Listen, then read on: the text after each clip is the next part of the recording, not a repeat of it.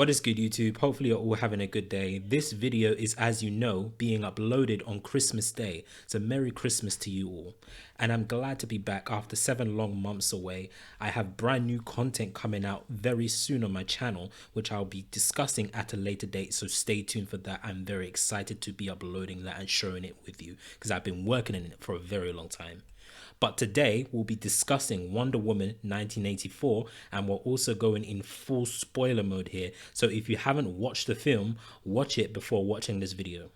And joining me today is Ben from the DC TV show. So thanks, Ben, for coming on today, and I'm really looking forward to discussing the film with you. And no problem. Looking forward to it. I need to.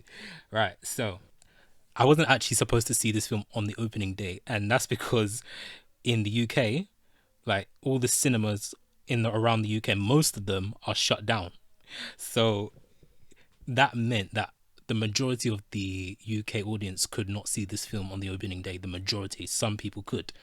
And so I was trying to find cinemas around that were close to London where that were open, and luckily I found one, and I went and I was happy. And I will say this, that I'm happy I did. I'm happy I went because I loved the film. We'll discuss later on where I will put this film in my rankings in the DCEU films. But yeah, everything about this film, well, not everything, most things about this film was great. And I think a lot of it was better than the first one. A lot of the film was better than the first Wonder Woman. So before I go any deeper into this, what did you think about the film, Ben? Yeah, no, I was lucky enough to see it before the London shut down just on Wednesday, so I saw it on Monday. I did miss the screening the week before, but I was lucky enough to see it in a big IMAX. It's actually the biggest screen in the whole of the UK. I think the biggest screen in the whole of Europe, to be honest.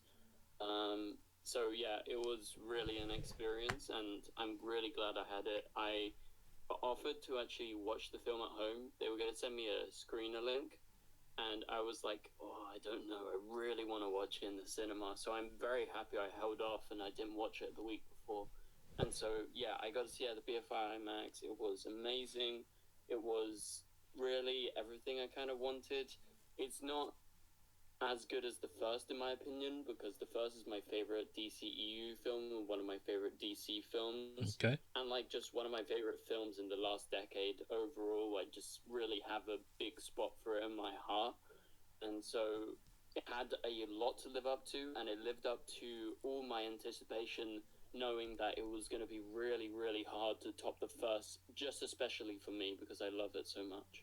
Okay, fair enough. What did you not like about this film that made it not as good as the first? Right, so yeah, like I said, Wonder Woman, the first one, just nearly perfect for me. Like, you know, maybe the CGI is a bit over the top at the end, but I can look past that. That's my only problem with the first one. Then with this one, like I said, I loved so much, and it definitely lived up to my anticipation, my hype. I guess the thing that I didn't like, and there was only like one or two things, and I mean, I really like Maxwell Lord. I thought Pedro Pascal did a good job. It was just this one storyline with his son.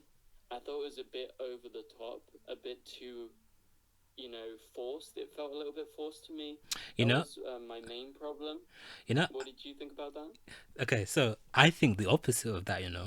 I think I'm glad they added something like that, especially at the end where we saw that emotional scene with, well, I considered it emotional. I don't know about you, but that emotional moment when Maxwell Lord realized his mistakes and then he renounced his wish and then he went looking for his son and then they shared that little moment. I think that humanizes the villain instead of him being just a one note, twiddle thumb villain, if you know what I mean.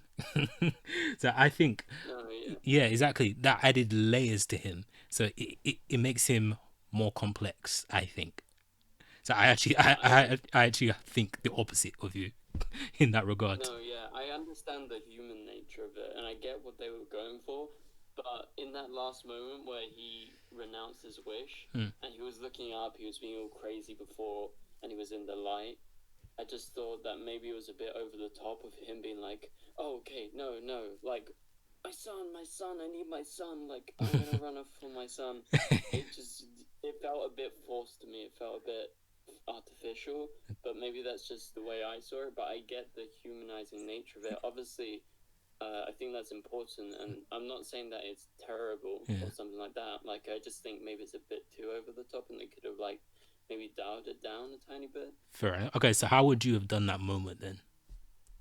Yeah, so I'm not sure how I would do it, but I think maybe it comes down to a performance issue slightly. Like, I loved Pedro Pascal the whole time. I really, really liked him when he was very evil the whole time, and, you know, he's kind of going a bit crazy. And then I thought maybe tone it down in terms of how over the top he is. Like, he's kind of like waving his hands in the air, like, ha ha ha ha ha, you know? Kind of going all psycho, like, full on, just nuts. And I think the kind of drastic shift between full on psycho, full on going crazy, to just being like, my son, my son, my son. Well, I think maybe he should have found like a middle ground, like where he didn't go from one end to the other. If you understand what I mean. I understand what you mean, but to be fair, it was established in the film that the stone, you know, it took something away from you, you know. So exactly. So when he renounced his wish, he went back to his normal self, how it was before the stone. The stone maybe drove him full on psycho mode, like you said. So it does make sense, in my eyes, I think. So in regards to, in my opinion, when I'm comparing Wonder Woman 1984 to the first Wonder Woman, so this is how I would compare them. I would compare them in terms of the villains, the story. In terms of the villains, Cheetah and Maxwell Lord, I honestly think they're better than Ares. They're better villains than Ares. So before we get onto the story, what do you think? Do you think Ares is better than Cheetah and Maxwell Lord, or vice versa? Well, I mean, if we're not talking about story and we're just talking about those specific characters, I'm gonna say I prefer Ares to all of them. Like, I thought Cheetah was like, I said this right. 1984. I think the film is really, really good. I still prefer the first, and feel like, you know, the kind of anticipation of finally meeting Ares, like, who is Ares, and then, you know, getting the big reveal, I thought really worked for me. Like, I really liked that. And then I really liked the Cheetah stuff. Like, at first she was kind of doing her normal Christian Wiig thing, like when she's a bit quirky and stuff. Like, it was fun to watch. And then she got darker and darker and scarier and scarier. And I was genuinely scared. So I think Kristen Wiig did a good job. And I think she progressively gets better throughout the film, as, you know, the darker she gets. And so I got nothing against her. I thought she was very good. But then Maxwell Lord, like I said, I think I have a few more issues than the other villains. So it's Ares for me, I would say. Okay, but so my take on this is that when we were first introduced to Barbara in the film, I was worried it was gonna go down the route of something like Electro in The Amazing Spider-Man 2, where we're introduced to kind of reminded me of him. Yeah, exactly. Where we're introduced to this character who's nerdy, no one really takes notice of him or her, and you know, he's just an all around loser, an all around loser, and then something happens, and then they would just suddenly switch on the protagonist. I was worried they were going to go down that route, but thankfully, and I was so thankful that they did this, that they didn't. It was a slow burn. We saw the progression over time. It wasn't forced, and we only got to see Cheetah towards the end. My only thing is, I wish she remained as Cheetah, but then I understand why they didn't go that route, because then the story wouldn't really work, because the climax would only work if everyone renounced their wish. So I understand why they did it, but it would have been cool for Cheetah to remain as Cheetah. But I appreciate the slow burn and then them not rushing into it like The Amazing Spider-Man 2 did with Electro, because that one just felt forced. It just felt rushed. Their relationship wasn't nearly as developed as the relationship between Barbara and Diana, and that's what made it work for me, in my opinion. And that's why I like Cheetah, and that's why I say Cheetah is a better villain than Ares, because we get more time. I think with Barbara, we see she gets more screen time than Ares did in Wonder Woman, in the first Wonder Woman. And in regards to Maxwell Lord, also we understand his motivations, we understand what he wants, and we understand why as well. Like I said at the start of this video, towards the start of this video, the sun is what humanizes him, what makes him human, what makes him relatable, and that's what balances him from being just a one-note villain to a well-balanced, well-rounded, complex villain, in my opinion. So that's why I think the Wonder Woman 1984 villains are better than the Wonder Woman 1 villain, which was just Ares. Okay, before we go into the story, do you have any comments on what I just said? I mean, yeah, I get it, but for me, I think, if I look overall, yes, I have a few problems with Maxwell Lord, but I think it's mainly like I just wanted all the time with Diana. I wanted all the time with Gal Gadot, because I feel like this film, there is less screen time for her compared to the first. And that's obviously because the first is like her exploring the world and stuff like that. Yeah. And Ares is this kind of mystery till the end. Yeah. And I really liked that. I really liked how we didn't have much time with Ares and he was just this mystery. And we have more time with Diana. So I think maybe I was kind of hoping for a bit more Diana, because I was just loving Gal Gadot in it. Like, she did such a good job in 1984. Like, every second that we were with her, I was like, I just want more and more of this. And so I guess maybe I was a little bit like, oh, I wish we had more time with her rather than these two villains, Fair enough. Well, to be fair, if we didn't have more time, then the cheetah thing would have just been underdeveloped. It would have been rushed, I think, if we didn't have more time with them. Oh yeah, I agree. I think they did a good job with it. I'm saying the development of Cheetah was probably the best thing out of all the villains. How dark she gets. I think, like I said, I was literally scared of her as she was pouncing around towards the end. Yeah. So I think they did a good job. So maybe I was just hoping for a longer runtime or something. The film was Wonder Woman. The film was 2 hours and 31 minutes. I think that's Infinity War's runtime. I think. So it's just the film is just as long as Infinity War.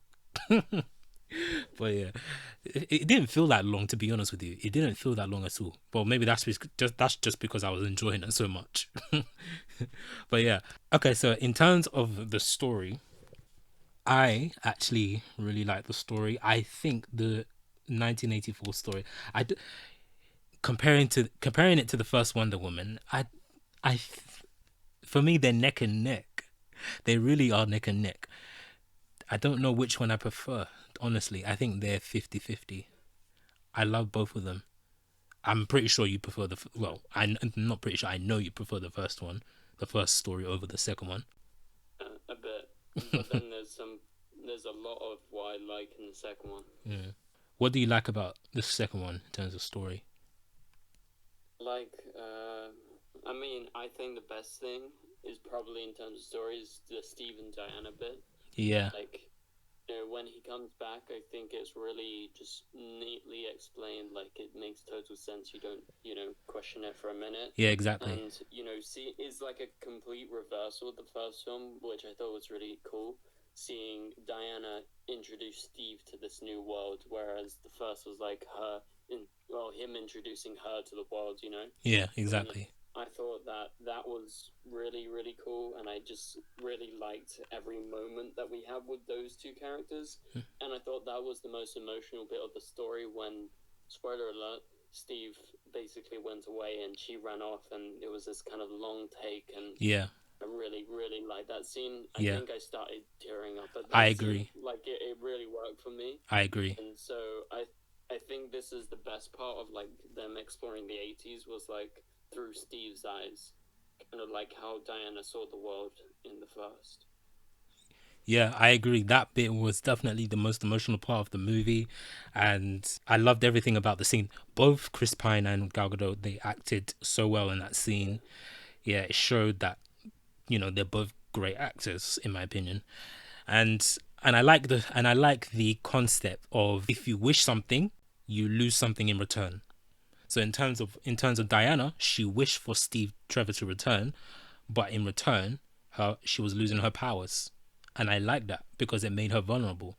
And because to be honest with you, in that period of time, if it wasn't for the stone, who would challenge her? You know, she would have no competition. You know, so Yeah, it's true. exactly. So I I like like I like the Stone storyline. Like, I think it's interesting. You know, the exactly, whole Steve comes back, and then like Diana loses her powers, Cheetah gets her powers, Max kind of goes crazy with all the powers. exactly, Like that.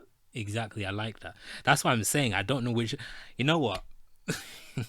Because it's fresh in my mind, I might have a different opinion later on, and I might have a different opinion when I rewatch it a second time. But right now, I'm gonna go with Wonder Woman 1984 in terms of Yeah, the better story. I get that, and I made sure that on the Sunday before the Monday when I was going to see it, I rewatched the first Wonder Woman so I would have a proper comparison, because I've done that before with like sequels, like maybe Marvel films or something, Mm. where you go see a film and you have kind of, you feel like you remember the film before, but then you kind of forgot some stuff. Mm. And you're like, oh, the sequel is so much better. And then you watch it again, you're like, wait a minute. Yeah, So I made sure I had that comparison, yeah, and it just reminded me how much I loved the first one. mm. And, you know, I feel like my comparison is pretty good, considering it's pretty fresh in my mind, both Yeah. of the films. Fair enough, fair enough. Okay, that pretty much wraps up part one of this video. Yes, that is correct. This video has been divided into two separate parts. Part two, which will be uploaded within the next few days, Ben and I will be ranking each of the DCEU films in order. So from all the way from Man of Steel to Wonder Woman 1984. So stay tuned for that video, which will be uploaded within the next few days. So what did you guys think about part one of this video? Which one do you think is better between the first Wonder Woman and Wonder Woman 1984?